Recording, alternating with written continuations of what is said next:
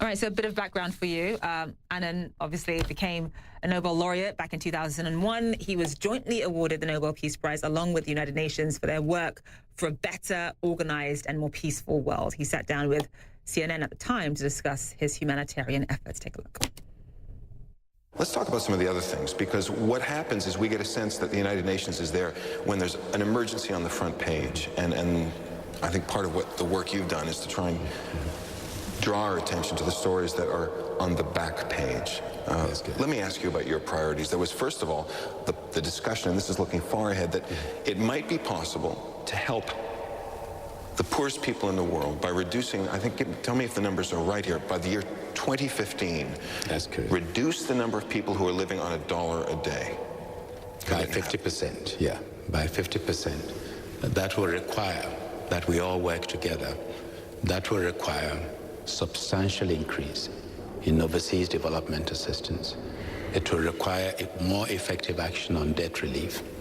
It will require the governments of the recipient countries to do something about corruption, to strengthen their institutions, set up regulatory systems, and we are working with them, and find ways and means of also attracting investments and bringing in companies that have the management, the technology to work with them.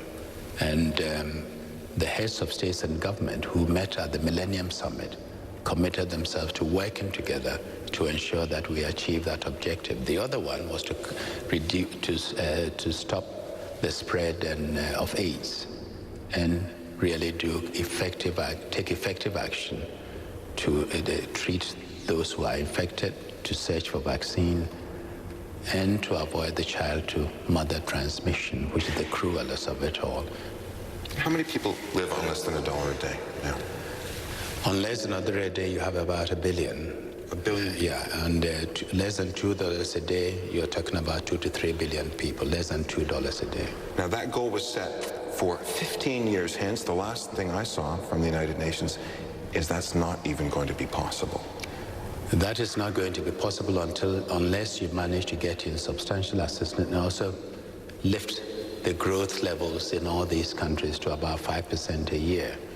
And we have given the member states a roadmap, and I'm going to give them an annual report each year indicating how well we are doing, where we are succeeding, where we have fallen behind, and why.